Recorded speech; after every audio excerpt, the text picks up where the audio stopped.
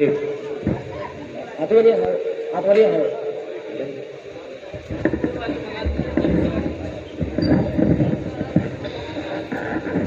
ماہر طب ہوا بیکار کے چوچا جا کر، ماہر طب ہوا بیکار کے چوچا جا کر، کوئی رہتا نہیں بیمار کے چوچا جا کر، کوئی رہتا نہیں بیمار کے چوچا جا کر، کیونکہ یہ نعت احمد قلب کی تطہیر ہے، یہ دل بیمار کی اکسیر ہے، اور حضرت مخدوم کے در کی دوا آج بھی موجود آب نیر ہے۔ مخدوم پاک کے بارگاہ میں جا کے نیر کا پانی پی کر کتنے لوگ شفا یاب ہو گئے۔ اس مخدوم سمنا کی آل ہمارے درمیان ہے، غوث اعظم کی اولاد، علی کی اولاد ہمارے درمیان موجود ہیں۔ پیر طریقت رہبر راہ شریعت، گلے گلزار اشرفیت حضرت علامہ سید شاہ جلال الدین اشرفی الجیلانی، حضرت علامہ مفتی افضل حسین صاحب قبلہ مصباحی نے اعلان کیا تھا۔ پھر میں اس اعلان کو دہرا دیتا ہوں کہ اگر آپ حضرات بہت دن سے پریشان تھے کہ کوئی اچھے پیر، کامل پیر مل جائیں، ان کے ہاتھ پہ ہاتھ دے دیں، ہم بیعت ہو جائیں، تو آپ کے لیے یہ اچھا موقع ہے، سنہرا موقع ہے، آپ حضرات مرید ہو سکتے ہیں۔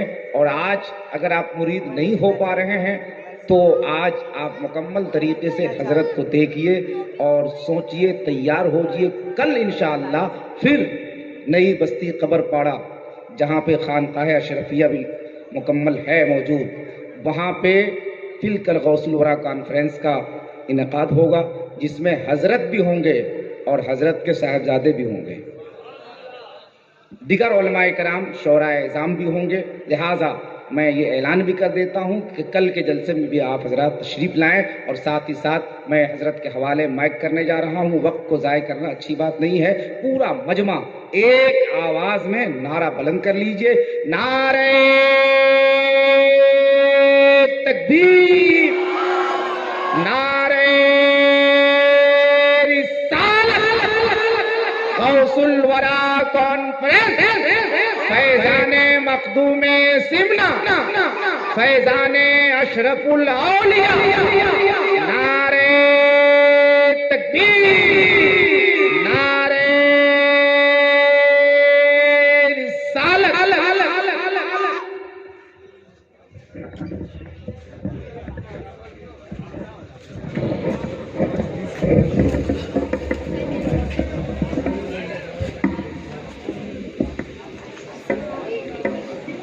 الفاتحة إلى غوث الثقلين۔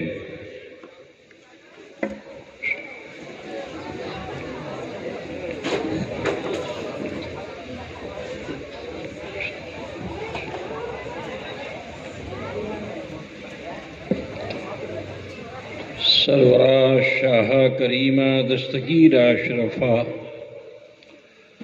حرمت روح پیمبر یک نظر کن سوئے ماں، غوث اعظم بمنے بے سر و سامہ مدد، قبلہ دی مدد، کعبہ ایماں مدد، لی خمسۃ نطفی بہا حر الوباء الحاتمہ، المصطفى والمرتضى وابناهما والفاطمة، وصلى الله تعالى على خير خلقه ونور عرشه ومصر لطفه محمد وآله وأصحابه أجمعين برحمتك يا أرحم الراحمين بحق لا إله إلا الله محمد رسول الله۔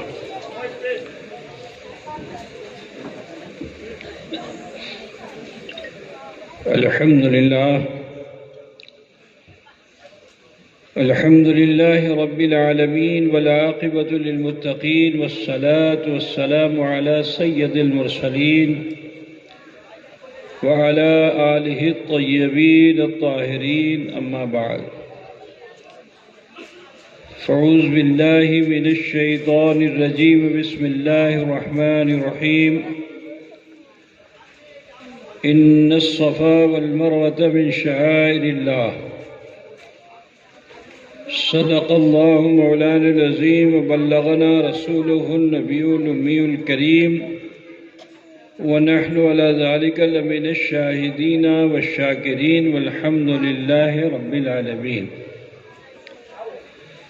ذی وقار ذوی الاحترام علماء ملت اسلامیہ، شورائے اسلام، نقیب جلسہ، غوث الورا، کیا ہے موضوع؟ غوث الورا کانفرنس میں شرکت فرمانے والے برادران اسلام، سماعت فرمانے والی خواتین اسلام، عزیز بچوں، نوجوان ساتھیوں، حصول سعادت و برکت کے لیے عقیدت و خلوص کے ساتھ آئیے ہم اور آپ مل کر آقائے نامدار، مدنی تاجدار، غریبوں کے غمخوار، صاحب ابرار و اخیار، سید عالم نور مجسم جناب محمد رسول اللہ صلی اللہ تعالی علیہ وآلہ وسلم کی بارگاہ بےکس پناہ میں عقیدت و خلوص کے ساتھ ہدیہ درود پیش فرما لیں. اللہم صلی علی سیدنا و مولانا محمد وعلی آل سیدنا و مولانا محمد بارک وسلم. صلاۃ و سلام علیک یا رسول اللہ. علماء کرام بھی متعجب ہوں گے کہ میں نے اس آیت کریمہ کو ذیل عنوان کیوں کیا.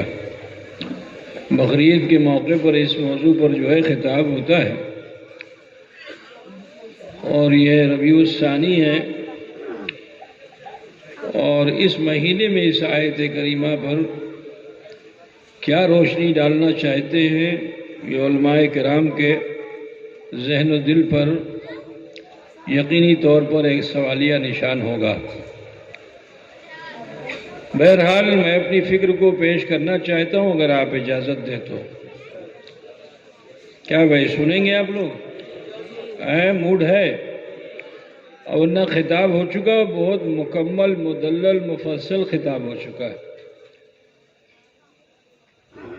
پیشرو خطیب نے، حضرت مفتی صاحب قبلہ نے حضور غوث اعظم رضی اللہ تعالی عنہ وارضاہ عنہ کی بڑی حسین سیرت طیبہ آپ کے سامنے پیش فرمائی. اللہ تبارک و تعالی علم میں، عمل میں اور اضافہ فرمائے، اور زبان میں تاثیر عطا فرمائے. بہرحال ایک ٹاپک میں نے بھی لے لیا ہے. ہو سکتا ہے کہ آپ لوگوں کو کچھ خشک لگے، لیکن غور سے سنیں گے تو ہو سکتا ہے کہ آپ کو اچھا لگے اور ہدایت کا ذریعہ بن جائے. میں نے جس آیت کریمہ کی تلاوت کا شرف حاصل کیا، اللہ رب العزت ارشاد فرماتا ہے، ان الصفا والمروۃ من شعائر اللہ، بے شک صفا اور مروہ اللہ ہی کی نشانیاں ہیں.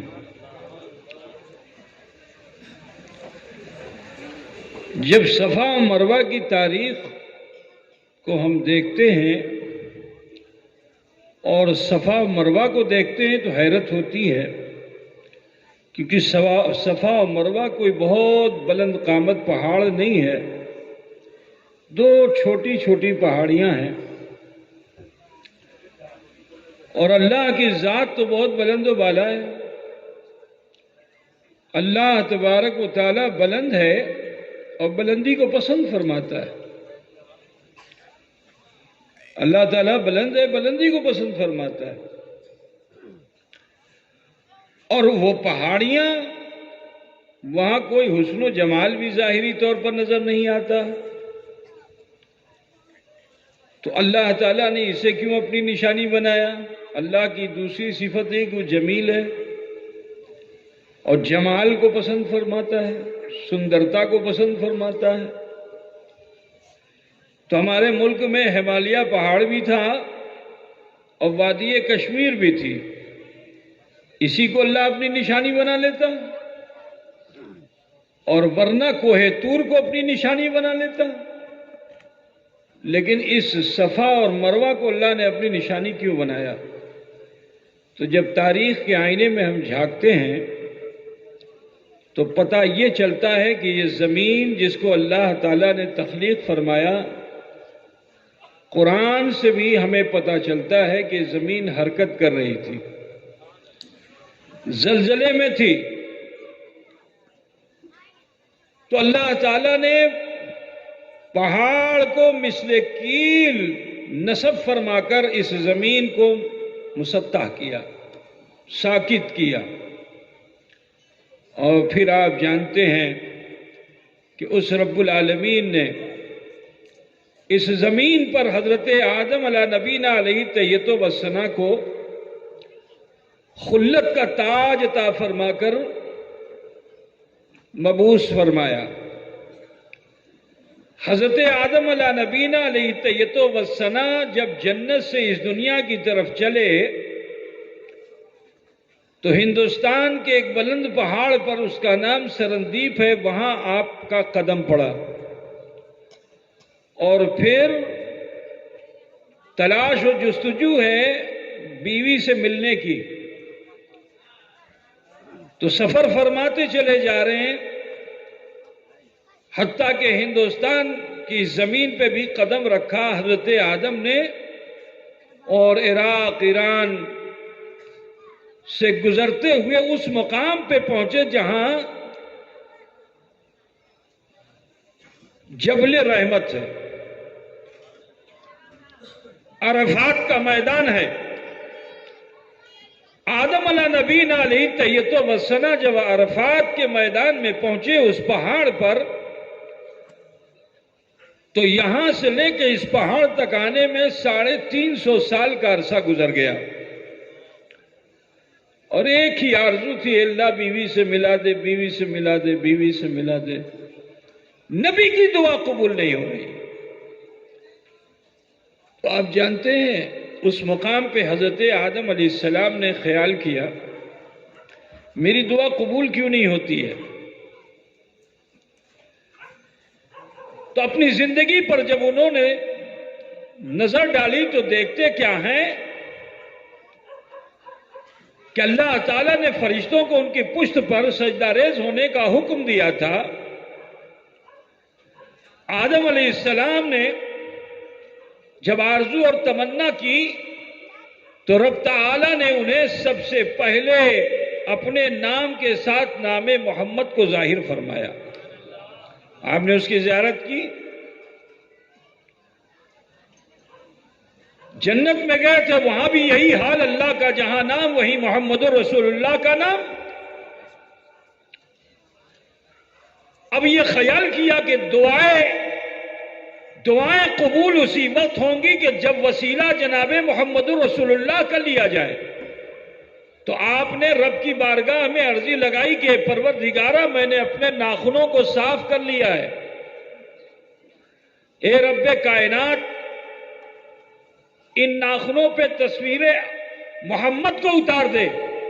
تو جب تصویر محمد کو اللہ تبارک و تعالیٰ نے آدم کے ناخن پر اتارا تو عشق نے کہا کہ یہ تو محبوب کبریا ہیں، انہیں دیکھنا ادب کے خلاف ہے، چومنا ادب کے موافق ہے.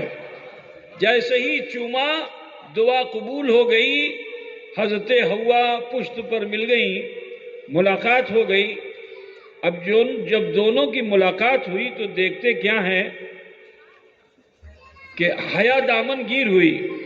اب جو حیا دامن گیر ہوئی تو دونوں کی نظریں زمین کی طرف ہوئی تو دیکھتے کیا ہیں کہ ایک پتھر ہے جو آدم علیہ السلام کے قدموں کو چوم رہا ہے، اور وہ بھی وہاں سے یہی آواز دے رہا ہے کہ جسے چاہا جاتا ہے اسے چوم لیا جاتا ہے، جسے چاہا جاتا ہے اسے چوم لیا جاتا ہے. حضرت آدم علیہ السلام نے غور کیا تو یہ دنیا کا پتھر نہیں، یہ تو جنت کا پتھر تھا جس نے الفت آدم میں جنت کو چھوڑ دیا تھا اور پیچھے پیچھے چلتا ہوا یہاں تک آ گیا تھا. تو حضرت آدم کو پیار آیا، کہا اے پتھر تو نے میرے لیے آرام کی جگہ جنت کو چھوڑ دیا اور دنیا کے مصائب کو برداشت کیا، تو اب تیری جگہ قدموں میں نہیں ہے، تیری جگہ سینے میں ہے. عزیزان گرامی، غرض کے پتھر کو اٹھایا، سینے سے لگایا. یہاں میں ایک بات بتا دوں، عقیدے کی بات بتا دوں. آج کل کچھ لوگ یہ کہتے ہیں کہ نبی کو غیب نہیں، پیٹھ پیچھے کی خبر نہیں. میں آپ کو یہاں بتانا چاہتا ہوں، بڑی سادی سی بات ہے، ہو سکتا ہے کہ دلوں میں اثر کر جائے۔ یہ پتھر جو نبی کے سینے سے لگا نا، پتھر تو بے جان ہے، نہ بول سکتا ہے، نہ سن سکتا ہے، نہ سمجھ سکتا ہے، لیکن نبی سے نسبت ہو جائے تو اس پتھر میں ایسی صلاحیت ہے کہ صبح قیامت تک جو لوگ بھی خانے کعبہ کے قریب چلے جائیں اور اس حجر اسود کو چومیں یا استلام کریں، چاہے جتنی دور سے کریں گے، یہ پہچانتا ہے کہ یہ عاشق رسول ہے یا گستاخ رسول ہے۔ اگر گستاخ رسول ہوتا ہے، عاشق رسول ہوتا ہے تو گناہوں کو کھینچ لیتا ہے، اور گستاخ رسول آتا ہے تو جمع شدہ گناہوں کو اس کی طرف لوٹا۔ بے شک، واہ واہ واہ۔ تو جب حجر کا یہ عالم ہے تو خیر البشر کا۔ نعرہ تکبیر، نعرہ رسالت، غوث الورا کانفرنس۔ عزیزان گرامی، اللہ نے حکم دے دیا، بہت مختصر، میں لمبی چوڑی بات نہیں کرنا چاہتا۔ اللہ نے حکم دیا کعبہ بناؤ۔ آدم علیہ السلام نے کعبہ بنایا۔ اب جب کعبہ تعمیر ہونے لگا تو آدم کے دل میں آئے کہ لاؤ اس پتھر کو یہاں لگا کے دیکھوں۔ ہوتا ہے نا، اب جیسے مولانا نے اپنا کرتا بنایا تو یہ ایک سمپل بٹن بھی لگا سکتے تھے، لیکن انہوں نے کہا نہیں، تھوڑا اور اچھا لگے تو اچھا بٹن لگاؤں میں، لگائے نا۔ تو حضرت آدم کے بھی دل میں خیال آیا کہ لاؤ اسے کعبے میں لگا کے دیکھوں تو اسد اقبال صاحب کے کوٹ میں بھی بہت خوبصورت بٹن لگا ہوا ہے نا۔ تو بولو بٹن سے کوٹ کی اہمیت بڑھی کہ نہیں بڑھی؟ اچھا لگ رہا ہے نا۔ اب میں یہی بتانا چاہتا ہوں، کعبہ تو بہت اہمیت والا ہے، لیکن اس کی اہمیت اور بڑھ گئی، اس کا حسن اور دوبالا ہو گیا جب آدم علیہ السلام نے اس حجر اسود کو کعبے کے ایک کونے پہ نصب فرما دیا۔ ایسا لگا جیسے کعبے کو آنکھ مل گئی۔ میں سمجھ رہے ہو کہ نہیں؟ اب جو اس کی رانائیاں حضرت آدم پر کے سامنے ہوئی نا، اس سے انوار و تجلیات پھوٹنے لگے، تو حضرت آدم کو بھی عشق پیدا ہوا اس پتھر سے۔ کہا ہے پتھر تو ہی چومنا نہیں جانتا، میں بھی اس تہذیب سے قریب ہوں کہ جسے چاہا جاتا ہے اسے چوم لیا جاتا ہے، جسے چاہا جاتا ہے اسے چوم لیا جاتا ہے۔ حضرت آدم علیہ نبینا علیہ تحیۃ و ثنا نے بھی چوم لیا۔ یہ تہذیب قیامت تک کے لیے باقی ہو گئی۔ سمجھ گئے نا؟ اب سنیے، آدم سے آدمی ہوئے، اچھے بھی ہوئے برے بھی ہوئے، ایک دو انبیاء بھی آئے ہدایت کے لیے جب گمراہی بڑھی، لیکن پھر اس کے بعد حضرت نوح علیہ السلام آئے۔ یہ حضرت نوح علیہ السلام بڑے جلیل القدر نبی ہیں، جن کا لقب ہے نجی اللہ، نجات دینے والے ہیں۔ یہ حضرت نوح علیہ السلام سب سے زیادہ دور نبوت اگر کسی کا رہا اور نبیوں میں تو حضرت نوح علیہ السلام ہے۔ آپ کی عمر 850 سال کی ہوئی، 800 سال آپ کا دور نبوت ہے۔ حضرت نوح علیہ السلام اپنی قوم کو ہدایت فرماتے رہے، اور قوم بڑی ضدی، وہ کہا بھئی یہ پرابلم جو کھانے پکانے کی ہے اس کو ختم کرائیے اور جنت سے خوان نعمت اترے۔ یہ دال بھات ہم نہیں کھائیں گے، لہسن پیاز کے چکر میں ہم نہیں، سیدھا ہم کو مرغا چاہیے۔ بات سمجھ گئے نا؟ مرغ ماہی، وہ بھی جنت کا۔ حضرت نوح علیہ السلام نے اس کے لیے انتظام بھی کر دیا۔ لیکن اسی درمیان اللہ تعالیٰ نے نوح علیہ السلام پر الہام فرمایا کہ کشتی بناؤ۔ حضرت نوح علیہ السلام ایسے علاقے میں رہتے ہیں جہاں ندی نہیں، نالا نہیں، سمندر نہیں، ریگستان ہی ریگستان ہے، وہاں پانی کا وجود نہیں، اور اللہ کا حکم کیا ہوا؟ کشتی بناؤ۔ حضرت نوح نے عرض کیا ہے اللہ کشتی کیسے بناؤں؟ مجھے تو بنانا نہیں آتا، میں کارپینٹر نہیں ہوں، تو اللہ تعالیٰ نے فرمایا کہ جنگل میں جاؤ، لکڑیاں کاٹو اور لا لا کے پٹرے کو لگاتے چلے جاؤ، جوڑتے چلے جاؤ. جب سب سے آخر میں نام محمد کا پٹرا لگ جائے تو سمجھ لینا تمہاری کشتی تیار ہو گئی ہے. تمہاری کشتی تیار ہو گئی ہے. اس طرح آپ نے کشتی بنا ڈالی اور اپنی قوم کو فرماتے رہے، دیکھو جس تنور سے تم کو پرابلم ہو رہی ہے نا، اسی تنور سے نکلے گا، اسی تنور سے پانی نکلے گا. ایک بات مجھے بتاؤ، جہاں آگ ہوگی وہاں سے پانی نکلے گا؟ ارے بولو بھائی میرے. پانی سے تو آگ نکل سکتی ہے لیکن آگ سے پانی نہیں نکلے گا. سمندر سے آگ نکل سکتی ہے، یہ سائنٹیفک سسٹم ہے، لیکن آگ سے پانی کا نکلنا، ارے بولو، اسی کو تو معجزہ کہتے ہیں، اسی کو تو کرامت کہتے ہیں. آگ سے پانی کا نکلنا محال.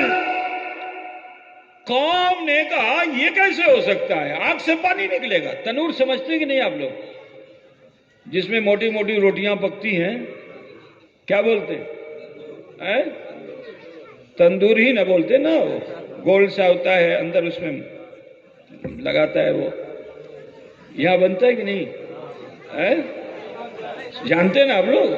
ورنہ بنگال کا آدمی کیا جانے، تو صرف پنتا بھات کے چکر میں ہے. ماچھ بھات، پنتا بھات ہے نا. کیا بھائی پنتا بھات کھایا آپ لوگوں نے؟ نہیں کھایا؟ کھاؤ. مخدوم اشرف نے آگے بنگال میں پنتا بھات کھایا تھا، اور جب آگے کھایا تو جانتے ہو، ایسا کھایا ایسا کھایا، ہم آپ کھائیں تو دنیا دار ہو جائیں، لیکن وہ کھائیں تو ایسے خوددار ہو جائیں کہ آپ فرماتے ہیں بنگال کی غذا میں سب سے لذیذ غذا پنتا بھات ہے. کھانے سے اللہ کی معرفت حاصل ہو. سبحان اللہ، واہ واہ، سبحان اللہ، سبحان اللہ. سمجھے نا؟ تو اے بنگالیوں، ناز کرو کہ یہاں اشرف جہانگیر آئے تھے، انہوں نے پنتا بھات کھایا، اللہ کی معرفت حاصل ہو گئی، اور تم تو اپنا پیٹ لیے پھرتے ہو، ہے نا؟ سنیں گے بھائی آپ لوگ؟ موڈ ہے نا؟ تو حضرت نوح علیہ السلام نے جب کشتی بنا لی اور ادھر قوم سے کہتے رہے دیکھو اسی سے طوفان اٹھے گا، تو کوئی ماننے کو تیار نہیں. اٹ از امپاسبل، ایسا ہونے والا نہیں. اٹا ہوگا نا، یہ ہو ہی نہیں سکتا، ایسا کیسے ہوگا؟ تندور سے پانی نکلے گا. جب وقت قریب آنے لگا تو حضرت نوح علیہ السلام نے اپنی قوم سے کہنا شروع کیا، سوار ہو جاؤ، سوار ہو جاؤ، سوار ہو جاؤ. لیکن کوئی سوار ہونے کو تیار نہیں. تو کہا چلو گھر والوں سے کہوں. تو سب سے پہلے بیوی سے کہا کہ بیوی کشتی پہ سوار ہو جاؤ. تو بیوی تھی بڑی نافرمان. اسی کو ذہن میں رکھیے گا، میں جو تمہید پیش کر رہا ہوں اسے آپ اپنے ذہن میں رکھیے گا. بیوی کیا تھی؟ نافرمان بیوی تھی. نافرمان بیوی نے انکار کر دیا، کہا نہیں مجھے اس کشتی پہ سوار نہیں ہونا ہے، میں پہاڑ پر چلی جاؤں گی. حضرت نوح نے فرمایا کوئی پہاڑ نہیں بچے گا، سب ختم ہو جائے گا، سب شیش ہو جاوے، کچھ بچے گا نہیں، سب ختم ہو جائے گا. نافرمان بیوی نے جب شوہر کا انکار کیا، شوہر کے حکم کا انکار کیا، اللہ غضبناک ہوا. کہا چلو بیٹے سے کہوں. بڑا چہیتا بیٹا کنعان تھا. اب جو کنعان سے کہا تو کنعان نے بھی باپ کے حکم کو ماننے سے انکار کر دیا. کنانا آمی بوشبو نا، میں اس پہ نہیں بیٹھوں گا، کیونکہ اس کی تو کوئی اسٹیئرنگ ہی نہیں ہے، کوئی نکیل ہی نہیں ہے، میں اس پہ بیٹھنے والا نہیں، میں بھی پہاڑ پہ جاؤں گا. حضرت نوح نے فرمایا کوئی پہاڑ بچے دے گا بیٹا بیٹھ جا. لیکن نافرمان بیٹے نے جب نافرمانی کی تو میں یہی بتانا چاہتا ہوں مسلمانوں، آج اس زمانے میں جو آزمائش کے دور سے ہم گزر رہے ہیں اس کی وجہ یہی ہے کیونکہ بیوی نافرمان ہے، بیٹا نافرمان ہے، جس کی وجہ سے اللہ تعالی ہمیں آزمائشوں میں مبتلا کیے ہوئے ہے. یہ جو مصیبتیں ہمارے بیچ آئی ہوئی ہے اس کی ایک وجہ یہی ہے کیونکہ بیوی نافرمان، بیٹا نافرمان۔ عزیزو، نبی کا بیٹا اور نبی کی بیوی بھی اگر نافرمان ہوتی ہے تو اللہ غضبناک ہوتا ہے۔ ہم تو عاصی پرمعاصی ہیں، ہم پر اللہ کا غضب کیوں نہیں ہوگا؟ ذرا خیال کیجئے کہ اللہ ایسا غضبناک ہوا کہ اسی تنور سے پانی نکلا جو پوری دنیا پہ چھا گیا، سب ختم، سب ختم۔ حتیٰ کہ یہ پانی پہنچا کہاں؟ مکہ، جہاں خانہ کعبہ تھا۔ طوفان نوح کی چپیٹ میں وہ کعبہ بھی آ گیا، لیکن لہریں تھی بڑی بادب، جا جا کے کعبے کی دیوار کو چومتی تھی، لیکن چومنے کا اثر یہ ہوا پانی سے جب مٹی کی وہ دیوار سے جب پانی لگا تو لگتے لگتے دھیرے دھیرے کر کے وہ پانی سے لگتے لگتے کعبے کی وہ دیوار گھل گئی، ٹھیک ہے نا؟ اس میں جو پتھر تھا وہ اوپر نیچے ہونے لگا۔ اب جو اوپر نیچے ہونے لگا جنت کا پتھر تھا، دنیا کا پتھر ہوتا ہے تو پانی ہوتا وہ نیچے، جتنا جتنا پانی ہوتا وہ نیچے رہتا، لیکن جنت کے پتھر کی یہی تاثیر ہے کہ وہ ڈوبتا نہیں ہے اور آگ میں ڈال دو تو جلتا نہیں ہے، نہ آگ میں ڈالنے سے جلے گا نہ پانی میں ڈالنے سے ڈوبے گا۔ تو وہ پتھر طوفان نوح کی لہروں میں ہچکولے میں اوپر نیچے ہو رہا تھا، اسی کے قریب میں ایک پہاڑ ہے، اس کا نام ہے جبل ابی قبیس۔ اس جبل ابی قبیس نے دیکھا کہ میرا ہم جنس پتھر یہ یہاں سے رخصت ہو جائے گا، اس کو تو نبیوں نے چوما، ولیوں نے چوما، صلحاء نے چوما، اچھوں نے بھی چوما، بروں نے بھی چوما، یہ پتھر اتنی حیثیت والا ہے ہمارے سماج سے نکل جائے گا، ہماری تو کوئی حیثیت نہیں ہے۔ لہذا اس کو بھی محبت ہو گئی، کہا نہ اس کو جانے نہیں دوں گا۔ جیسے ہی ہچکولے کے سے اوپر گیا وہ پتھر، پہاڑ نے اپنے سینے کو کھول دیا۔ جب وہ پتھر نیچے آیا تو پہاڑ نے اپنے سینے کو بند کر لیا۔ طوفان نوح کی لہروں کے اثر سے وہ پہاڑ مسلسل پہاڑ سے طوفان نوح کی لہریں ٹکراتی رہیں اور آواز آتی رہی کہ اے پہاڑ اس پتھر کو مجھے دے دے۔ پہاڑ نے کہا یہ تو ہرگز نہیں ہو سکتا۔ پانی نے کہا اگر نہیں دو گے تو تمہارے جسم پر جو تھوڑی بہت ہریالی ہے، لباس ہے، اس لباس کو میں تار تار کر دوں گا۔ تو اس نے کہا مجھے میرا لباس تار تار ہو جائے یہ منظور ہے۔ ارے صرف لباس تار تار نہیں، مجھے بھی تار تار کر دو۔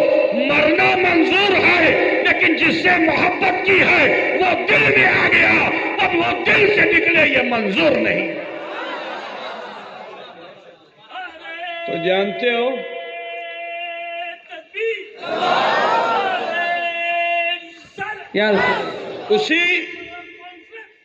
اسی طوفان نوح کی لہروں کے اثر سے وہ علاقہ وادی غیر زیزرہ ہو گیا۔ اسی پہاڑ کے دامن کو تھامنے والی یہ دو چھوٹی چھوٹی پہاڑیاں ہیں جن کا نام صفا اور مروہ ہے۔ بات سمجھ رہے ہو نا؟ یہ نشانی کیوں بنی؟ اس لیے کیونکہ ان پہاڑیوں نے ایثار کیا، ان پہاڑیوں نے قربانی دی، ان پہاڑیوں نے تقویٰ اختیار کیا، ان پہاڑیوں نے اپنی محبت کا اظہار کیا۔ یہ جبل ابی قبیس کے دامن میں تھی، اسے پکڑ کر کے تھی۔ طوفان نوح نے اسے بھی ڈھکیلنا چاہا، کہا طوفان نوح ہم تیرا مقابلہ کریں گے، ہمارے ہاتھ سے دامن جبل ابی قبیس چھوٹنے والا نہیں ہے، کیونکہ ہم نے اس دامن کو تھام لیا ہے، اب ہم اسے چھوڑنے والے نہیں ہیں۔ تو جبل ابی قبیس کے ساتھ انجام ان دو پہاڑیوں کا بھی ویسے ہی ہوا۔ یہ علاقہ بھی وادی غیر زیزرہ ہو گیا۔ 3,500 سال، کتنا؟ 3,500 سال تک ادھر سے قافلے گزرتے تھے، تیزی سے نکل جاتے تھے، جانور وہاں ٹھہرتے نہیں تھے، پرندے وہاں بیٹھتے نہیں تھے، موذی جانور بھی وہاں نہیں رکتے تھے، کیونکہ کوئی پانی نہیں تھا، کہیں پانی نہیں تھا، اتنا خشک ہو گیا تھا وہ علاقہ۔ لیکن جانتے ہو آپ 3,500 سال کے بعد تہذیب بدلی، کلچر بدلا، اور آپ جانتے ہو حضرت ابراہیم خلیل اللہ کو اللہ تعالیٰ نے چنا، ان کی بیوی حاجرہ کو چنا۔ وہ وہاں نوح کی بیوی ہیں جو غیر سعادت مند ہیں، یہاں ابراہیم کی بیوی ہیں جو سعادت مند ہیں۔ میں اسی کو یہ رخ سمجھیے گا کہ حضرت ابراہیم کی بیوی سعادت مند جو کہا شوہر نے وہ مانا، جو کہا شوہر نے وہ مانا۔ بیٹا سعادت مند اسماعیل ابھی چھوٹے سے ہیں، حضرت اسماعیل کو لے کر جب حضرت ابراہیم نے فرمایا کہ اللہ کا حکم ہے کہ میں تمہیں غیر وادی غیر ذی زرع میں چھوڑ دوں، ایک مرتبہ بھی اعتراض نہیں کیا، کہا مجھے صابر و شاکر پائیں گے۔ مختصر یہ کہ لے کے چلے ابراہیم خلیل اللہ اس مقام پہ آئے جہاں مکہ مکرمہ ہے، جہاں مکہ مکرمہ ہے کعبہ، اس چوراہے پر پہنچے تو نبی وہ ہوتا ہے جو غیب کی خبریں دیا کرتا ہے۔ آپ جب اس مقام پہ پہنچے تو فرماتے میں دیکھ رہا ہوں یہی وہ جگہ ہے جہاں اللہ نے ٹھہرنے کا حکم دیا ہے، ٹھہرنے کا حکم دیا ہے۔ اب یہاں ایک بات میں بتانا چاہتا ہوں، ولی کے مقام کو سمجھو، نبی کا مرتبہ اپنی جگہ پر ہے اور ولی کا مرتبہ بھی اپنی جگہ پر ہے۔ حضرت حاجرہ ولیہ ہیں، ابراہیم خلیل اللہ نبی ہیں، تو جب یہاں تک سفر کرا دیا تھا اور ان صفا و مروہ کو اللہ اپنی نشانی بنانا چاہتا تھا تو ابراہیم کو چلاتا، توجہ چاہتا ہوں، ابراہیم کو چلاتا، صفا و مروہ پہ ابراہیم کے قدم پڑتے تاکہ زمانہ یہ جان لیتا کہ نبی کے قدم جہاں پڑتے ہیں اللہ اسے نشانی بناتا ہے، لیکن مرضی حق تو کچھ اور ہے۔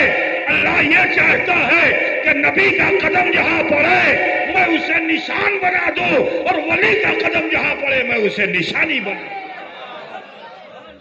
اب اس کی بھی وضاحت کر دوں تو آپ سمجھ جائیں گے، سمجھ گئے کہ نہیں؟ کعبے کے قریب میں ایک پتھر ہے، اس کا نام ہے کیا معلوم ہے؟ وہ تو گزر چکا، بھی بیان کر دیا میں نے، مقام ابراہیم، میں وہی بتانا چاہتا ہوں۔ وہ بھی ایک چٹان ہے، اس پر قدم پڑ گیا تو اللہ نے اسے دین کا نشان بنا دیا۔ نماز پڑھنی ہے اسی نشان پہ، وَاتَّخِذُوا مِن مَّقَامِ إِبْرَاهِيمَ مُصَلَّى، مقام ابراہیم کو مصلی بناؤ۔ پتہ کیا چلا کہ نبی کا قدم جہاں پڑتا ہے وہ دین کا نشان ہوتا ہے اور ولی کا قدم جہاں پڑتا ہے وہ اللہ کی نشانی ہوتی ہے۔ আপনারা কোথায় जब কথাটা বুঝতেছেন না বাবা? अब सुनो, भाई बंगाल है तो यहाँ बोलना पड़ेगा, मैं भी आधा बंगाली हो चुका हूँ। अब सुनिए, आपको मालूम है कि हजरत इब्राहीम अलैहिस्सलाम छोड़ के चले गए, हजरत हाजरा ने अपने बेटे को तन्हा एक जगह पर लिटा दिया और फिर सफा और मरवा पे आप दौड़ लगा रही। ये वाकया आपने बार बार सुना होगा ना, सफा और मरवा पे दौड़ लगा रही, सफा मरवा पे दौड़ लगा रही, कदम कदम चप्पे चप्पे पर जो है कदम पड़ गया, कभी सफा पे कभी मरवा पे, कभी सफा पे कभी मरवा पे, एक मरतबा नहीं 60 चक्कर लगाया। जब चप्पे चप्पे पर कदम पड़ गया तो अल्लाह ताला ने इस निस्बत का असर कहां दिया? मैं वही बताना चाहता हूं मुसलमानों कि इस निस्बत का हजर का हाजरा से मिलन होना, उसकी निस्बत को हासिल कर लेना, दो मुत्तकियों का आपस में मिलन हुआ, उधर हजर है इधर हाजरा है, जब ये मिलन हुआ तो इस मिलन का असर हजरत इस्माइल की एडियों पर जाहिर हुआ, जमजम का वजूद हुआ, जमजम पाया गया। अब यहीं से मैं बताना चाहता हूं कि सुनो, हजरत अबू सालेह और हजरत उम्मुल खैर, इन दो मुत्तकियों का जब मिलन हुआ तो अब्दुल कादिर का वजूद हुआ, और जब अब्दुल कादिर का वजूद हुआ तो उनके कदमों पे भी असर आया। कहते हैं खुद अब्दुल कादिर कि कदमी हाज़िही अला रक़बत कुल्ले वलील्लाह, कि मेरा ये कदम तमाम वलियों के कदम। सुभान अल्लाह, नारे तकबीर, नारे रिसालत, गौसुल वरा कॉन्फ्रेंस, अज़मते गौसे आज़म हुज़ूर ताजुल औलिया। तो अजीजों, मेरी बात मुकम्मल हो चुकी है, तो आप सबसे ये कहना है कि अपनी तहजीब को बदलिए और सादतमंद बनिए, फरमा बरदार बनिए, नबी रहमत के वफादार बनिए। ہو سکتا ہے کہ آپ کی نسلوں میں بھی کوئی مقرب بارگاہ الہی تمہاری گود میں کھیلتا ہوا تمہیں مل جائے۔ عزیزان گرامی، وہ غوث اعظم ہے، جانتے ہو کہ ابھی مولانا نے بتایا پڑھائی کے لیے 18 سال ماں کے وہاں تھے۔ اب آپ لوگ سمجھیں گے 18 سال حضرت نے پڑھائی نہیں ہوگا؟ متبیر عالم تو ماں کی گود میں، ماں کے تربیت میں ہو گئے تھے آپ۔ غوث اعظم جیسا کون ہوگا؟ یہ جو دو متقی آپس میں ملے نا، ان کے ملنے کا اثر ام الخیر کے شکم میں پروان چڑھنے والے عبد القادر پہ بھی ہوا۔ آپ کو پتا ہے ان کا مدرسہ دنیا میں نہیں، اس عالم میں ان کا مدرسہ نہیں تھا، اس عالم میں ان کا مدرسہ تھا، جہاں آپ نے 15 پارے ماں کے شکم میں حفظ فرما لیے تھے۔ پتا ہے نا وہ عبد القادر جیلانی کہ جو ایسے صاحب کشف و کرامت کہ پیدا ہوتے ہی ایک رمضان کو اپنے آنکھوں سے رمضان کے چاند کو دیکھ لیں، اور متقی ایسے، پرہیزگار ایسے، کیونکہ ہونہار بروا کے چکنے چکنے پات یہ کہا جاتا ہے۔ تو جب دو نیک لوگوں کے سے آنے والی اولاد ہوتی ہے نا، تو اس کے لیے عربی میں کہا گیا الولد سر لابی، بیٹا جو ہوتا ہے وہ اپنے باپ کے پرتو ہوتا ہے۔ تو حضرت غوث اعظم وہ ہیں کہ جنہوں نے پیدا ہوتے ہی شریعت کو آنکھیں دکھا دی کہ اے صاحب شریعت دیکھو میں کیسی شریعت کے ساتھ ہوں کہ ماں کے شکم سے پیدا ہوتے ہی صاحب شریعت بن گیا۔ متقی ایسا کہ کسی نے دیکھا نہیں مگر میں نے دیکھ لیا، اور جب میں نے دیکھ لیا تو اب اگرچہ ان پہ روزہ فرض نہیں تھا مگر انہوں نے پورا دن دودھ نہیں پیا، سحری سے لے کر افطار تک۔ لوگوں نے جان لیا کہ غوث اعظم وہ ہیں کہ جو رمضان کے چاند کو اپنی نگاہ ولایت سے دیکھ لیتے ہیں۔ بسم اللہ خوانی غوث اعظم کی اگر ہو، استاد آئیں کہیں بسم اللہ الرحمن الرحیم، آپ فرماتے ہیں اعوذ باللہ من الشیطان الرجیم، اور پھر سورہ فاتحہ سے جو پڑھنا شروع کیا تو سبحان الذی اسری بعبدہ لیلا من المسجد الحرام الی آخری پڑھ ڈالا۔ وہ غوث اعظم کی جنہوں نے ماں کی کوکھ میں تعلیم حاصل کی ہو، ان کا مقام و مرتبہ کیا ہوگا؟ وہ غوث اعظم ہیں کہ نانا کے گھر جائیں تو گڑیا اور گڈے کو بچے کھیل رہے ہوں چھڑی سے ضرب دیں، جیسے ہی ضرب دیں اللہ تعالیٰ اس میں بھی حیات دے دے۔ ایک بات یہ بتا دوں میں کہ اللہ تعالیٰ نے غوث پاک کو کیسی قوت دی تھی، کیسی طاقت دی تھی۔ حضرت عیسیٰ علیہ السلام تو جلیل القدر نبی، کوئی موازنہ نہیں ہے، لیکن وہ کسی مردے کو اٹھاتے تھے تو کیا کہتے تھے؟ قم باذن اللہ، اللہ کے حکم سے اٹھ جا۔ لیکن میرے غوث جب فرماتے تھے تو یہ نہیں کہتے تھے قم باذن اللہ، کیونکہ من کان اللہ کان اللہ لہو، جو اللہ کے لیے ہو جاتا ہے اللہ اس کے لیے ہو جاتا ہے۔ تو میرے غوث فرماتے تھے قم باذنی، قم باذنی، فرماتے کہ قم باذنی، اٹھ جا میرے حکم سے۔ اتنا فرمانا ہوتا کہ اللہ تعالیٰ جان ڈال دیتا اور اٹھ کر کھڑا ہو جاتا۔ نانا کو جو پتا چلا، حضرت عبداللہ سومئی کو جو پتا چلا کہ میرا نواسا جو ہے وہ بچپن میں ایسی حرکت کرتا ہے، تو جلال میں آ گئے، کہا بچپن میں ایسا کرتا ہے تو پچپن میں کیسا کرے گا؟ چھڑی لے کر نکلے گے، آج تو اس کو سبق سکھاؤں گا۔ اب جو خبر لگی تو آپ نے آواز لگائی بھاگو بھاگو نانا آتے ہیں، بھاگو بھاگو نانا آتے ہیں۔ اب اتنا جو سنا تو سارے ساتھی بھی پیچھے پیچھے دوڑنے لگے، آواز ہی لگا رہے بھاگو بھاگو نانا آتے ہیں۔ آبادی پار کر گئے، پیچھے سے عبداللہ سومئی ضعیف تھے اور آواز دے رہے ہیں، ڈانٹ رہے ہیں، رک ٹھہر، آج تجھے چھوڑوں گا نہیں۔ جیسے جیسے آواز سنتے ادھر غوث پاک کی سپیڈ بڑھتی جاتی، حتیٰ کہ قبرستان میں پہنچ گئے اور وہاں بھی یہی آواز لگا رہے بھاگو بھاگو نانا آتے ہیں۔ اتنا جو کہا نا تو جو قبر میں مردے تھے انہوں نے بھی سن لیا تو اٹھ کر کھڑے ہو گئے اور کہنے لگے بھاگو بھاگو نانا آتے ہیں، بھاگو بھاگو نانا آتے ہیں۔ وہ غوث اعظم ہے۔ عزیزو، عیسائیوں کی عیسائیت کو مٹانے والی ذات کا نام غوث اعظم ہے۔ عراق میں عیسائیت بہت تیزی سے پھیل رہی تھی۔ ایک عیسائی آیا، کہا ہمارے نبی تو وہ ہیں کہ جو مردوں کو جلا دیتے تھے۔ تو غوث پاک نے فرمایا اچھا یہ بتاؤ کہ کون سے مردے کو جلاؤں؟ کہا چل کے نشاندہی کرو قبر میں، کون سے مردے کو، قبر کی نشاندہی کرو، کس مردے کو جلاؤں؟ جس کو تم کہو گے اسی کو جلا دوں گا۔ قبرستان میں عیسائی گیا، سب سے پرانی ٹوٹی پھوٹی جو قبر تھی 100-200 سال 500 سال کی، اس کو دکھایا، کہا اس سے اٹھائیے۔ تو سرکار غوث پاک نے فرمایا کہ یہ بتاؤ کہ میں اس کو کس حال میں اٹھاؤں؟ کیا کہا؟ کس حال میں اٹھاؤں؟ جس حال میں یہ دنیا میں رہا کرتا تھا اسی حال میں اٹھاؤں؟ کہا اس سے اچھا اور کیا ہوگا؟ حضرت غوث پاک نے یہ اشارہ کیا، قبر پھٹی، قبر سے جو باہر نکلا تو وہ سرنگی بجانے والا تھا۔ کیا سرنگی سمجھتے نا؟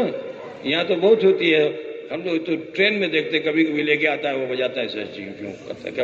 کیا بولتے ہیں اس کو؟ آپ بنگال میں آپ کو نہیں پتا؟ ابھی ہم جو ٹرین میں جاتے ہیں وہ سب آتے ہیں بجاتے ہیں، ایسے کرتے ہیں۔ کیا بولتے ہیں اس کو؟ بولتے نا ایک اتنی بڑی ڈنڈی لیے رہتا ہے، ایسے ایسے کرتا ہوں کر کے آواز نکلتی۔ آپ لوگ جانتے نہیں ہیں، مگر ٹرین وین میں آپ کے وہاں بہت زیادہ آتے ہیں، اکثر ٹرینوں میں سب گھومتے ہیں، بہت آتے رہتے ہیں۔ میں نے یہی بنگال میں دیکھا، اور تو دوسری جگہ پر نہیں آتے، یہیں آتے ہیں زیادہ، کیونکہ گان بجان سب یہی ہے نا۔ عزیزو خیال فرمائیے، وہ اسی حال میں اٹھ کر آ گیا اور قدموں پہ گرا، پڑھا کلمہ لا الہ الا اللہ محمد رسول اللہ۔ وہ غوث اعظم ہیں کہ جن کے تبحر علمی کو ابھی مولانا سے آپ نے سماعت فرمایا، بہت جلیل القدر بزرگ عالم دین، کوئی مقابلے پہ نہیں۔ حضرت حماد کا وہ مدرسہ تھا جس میں آپ پڑھنے گئے تھے، اور سارے اساتذہ آپ کے جو تھے وہ حنبلی تھے۔ اس زمانے میں مسلک حنبلیہ جو تھا یہ ختم ہونے کے قریب تھا، تو محی الدین آپ کو اس لیے بھی کہا جاتا ہے کیونکہ آپ نے مسلک حنبلیہ کو اپنے اجتہاد سے قبول فرمایا اور اسے زندہ فرمایا، اس لیے اس کو محی الدین کہا جاتا ہے، کیونکہ آپ نے مسلک کو تبدیل فرما کر مسلک حنبلیہ کو اختیار فرمایا تھا اور اس کی احیا فرمائی تھی آپ نے، اس لیے آپ کو محی الدین کہا جاتا ہے۔ بہرحال حضرت غوث پاک رضی اللہ تعالی عنہ کے تعلق سے ایک بات اور بھی بتا دوں میں کہ سرکار غوث پاک رضی اللہ تعالی عنہ کا لقب جو محبوب سبحانی ہے، وہ ایسے ہی نہیں جیسے آج کل تو ضمیر صاحب کھڑے ہو جائیں گے، زمزم صاحب، تو وہ خلابے ملائیں گے، بالکل زمین سے آسمان پہ پہنچا دیتے ہیں، ہے نا، ذرے کو آفتاب بنا دیتے ہیں۔ زمزم صاحب تو نقیب جلسہ ہیں، ہے نا، لیکن لقب جو آسمانی ہوتا ہے وہی لقب ہوتا ہے، ٹھیک ہے؟ لقب انسانی بیکار ہے، لیکن لقب آسمانی ہو تو یہی اچھا ہے۔ تو حضرت محبوب سبحانی کا یہ لقب جو ہے یہ خود ساختہ نہیں ہے، یہ لقب آسمانی ہے۔ تو سنو یہ کیسے لقب ملا، اسی کو سن لو بس۔ آپ حضرت حماد رضی اللہ تعالی عنہ سے اکتساب فیض بھی کرتے تھے اور معرفت کی تعلیم حاصل کرتے تھے۔ حضرت حماد سے ایک دن آئے اور آ کے کہنے لگے کہ میں نے اپنے مجاہدے سے حق حق الیقین تو حاصل کر لیا ہے، عین الیقین چاہتا ہوں۔ تو حضرت حماد نے فرمایا کہ اے عبد القادر، یہ تم سے نہیں ہو سکتا ہے۔ کہا کیوں نہیں ہو سکتا ہے؟ کہا اس لیے کیونکہ صبح سے شام تک تمہارے وہاں میلہ لگا رہتا ہے، اور عین الیقین وہی حاصل کرتا ہے جو خلوت نشین ہوتا ہے، جو اپنے کو چھپا لیتا ہے، کونے میں چلا جاتا ہے، کسی سے ملتا نہیں ہے۔ اور آپ کی تو عادت کریمہ یہ ہے کہ آپ صبح سے شام تک مرجع خلائق جو آ گیا اسی کی دستگیری فرماتے ہیں۔ یہ آپ سے نہیں ہونے والا ہے۔ کہا نہیں حضرت آپ بتائیے میں کروں گا، سب کو چھوڑ دوں گا، خالق کو پانے کے لیے میں خلائق کو چھوڑ دوں گا۔ تو حضرت غوث پاک رضی اللہ تعالیٰ عنہ سے کہا دوسری بات یہ ہے کہ آپ اتنے زیادہ مخلص ہیں اور تواضع انکساری آپ میں اتنی ہے کہ جو دعوت دیتا ہے آپ اس کی دعوت قبول کر لیتے ہیں۔ ایک ایک دن میں 70 جگہ کی دعوت قبول کرتے ہیں، معلوم ہے نا؟ رمضان شریف میں دعوت دینے والے آئے، حضرت میرے وہاں کہا ٹھیک ہے، کہا میرے وہاں، کہا ٹھیک، کہا میرے وہاں، کہا ٹھیک۔ 70 لوگوں نے دعوت دے دی افطار کی۔ اگر کھانے کی عشائیہ کی دعوت دی ہوتی تو اس میں تو ٹائم کا کچھ سمجھ میں آتا ہے، افطار تو ایک ہی ٹائم پہ ہے نا، اذان ہوگی تو افطار۔ اس چیز کو میں یہی بتانا چاہتا، اشرف علی تھانوی غوث پاک کا عقیدت مند نہیں مگر ان کے اس واقعے سے وہ اپنی عقیدت کا اظہار اپنی کتاب میں پیش کرتا ہے۔ اشرف علی تھانوی نے بھی اس واقعے کو اپنی کتاب میں تحریر کیا ہے۔ بات سمجھے نا؟ جو غوث پاک کا چاہنے والا نہیں، لیکن اس واقعے سے وہ اتنا متاثر ہے کہ اس نے اس واقعے کو قلم بند کیا اپنی کتاب میں کہ عبد القادر جیلانی کا تصرف ایسا کہ وہ ایک مغرب کے وقت میں افطار 70 جگہ ایک ساتھ کر لیتے ہیں۔ بات سمجھ رہے ہیں نا؟ تو حضرت حماد وہی فرمایا تم تو 70 جگہ کی دعوت اکٹھا لے لیتے ہو، تم سے کہا ہوگا۔ حضرت نے فرمایا سب چھوڑ دوں گا، بتائیے کرنا کیا ہے؟ کہا دیکھو یہ چلہ خانہ ہے، آج کل کا چلہ نہیں، وہ لوٹا تھالی لیا اور گھومنا شروع کر دیا ہے نا؟ نہیں، چلے کا مطلب ہے تنہائی اختیار کرنا، جماعت نہیں بنانا، تنہائی اختیار کرنا، اسے چلہ کہتے ہیں۔ کسی کونے میں بیٹھ کر اپنے رب کو یاد کرنا، جیسے مثلاً مسجد میں رمضان شریف میں اعتکاف ہوتا ہے کہ نہیں ہوتا ہے؟ بولو جماعت بنتی ہے؟ اعتکاف کرنے والوں کی جماعت بنتی ہے؟ ارے یار کچھ تو بولو گے۔ وہ کہیں کونے میں اس کو جگہ دی جاتی کہ نہیں؟ مسجد میں آئے لیکن کونے میں، اللہ کے گھر میں پھر بھی کونے میں ہے، نماز پڑھی زیادہ بات چیت نہیں کرے گا، نماز پڑھی وہیں چلا گیا، ذکر و اذکار قرآن کتاب یہ ہے نا، اعتکاف کرتا ہے، اسی کو چلہ کہتے ہیں۔ یہ چلہ نہیں یہاں گئے وہاں گئے گھوم رہے پھر رہے اس کو چلہ، وہ چلہ نہیں ہے۔ چلہ وہ ہے کہ جو صوفیاء کرام نے پہاڑوں پہ کیا، گفاؤں میں کیا، جنگلوں میں کیا، ندی نالوں پہ کیا، اسے چلہ کہتے ہیں۔ یہ والا چلہ نہیں گھوم گھوم کے جو ہو رہا ہے۔ دکھاوا اللہ کو پسند نہیں ہے، اپنے کو جتنا چھپاؤ گے اللہ اتنا زیادہ چھاپ دے گا۔ کہا منظور ہے، کہا لیکن سنو خانقاہ میں بریانی نہیں ملے گی، خانقاہ میں تمہیں کھانے پینے کے لیے بہت قلیل غذا دی جائے گی، کھانے کے لیے جینے کا مزاج خانقاہ نہیں دیتا، جینے کے لیے کھاؤ اس کا مزاج خانقاہ دیتا ہے۔ تو تم خانقاہ میں چلہ کرو گے تو تمہیں 50 گرام پانی ملے گا جو کا، اسی سے تمہیں سحری بھی کرنی، اسی سے افطار بھی کرنا ہے۔ اب سوچیے آپ 50 گرام صبح میں، 50 گرام شام میں، 25 گرام صبح میں، 25 گرام شام میں، ذرا سوچیے وہ تو حلق سے اترے گا بھی اور ختم ہو جائے گا، ہے نا؟ اسی پہ 40 دن گزارا غوث اعظم نے، کچھ نہ پایا۔ حضرت حماد سے آگے کہا ملا نہیں، کہا ایک چلہ اور کر لو۔ دوسرا چلہ کیا، وہ بھی 40 دن گزر گیا، کچھ نہیں پایا. پھر لوٹ کے آئے حضرت حماد کے پاس کہ ایک چلہ اور کر لو. آج کل کا نوجوان ہوتا تو بھاگ جاتا،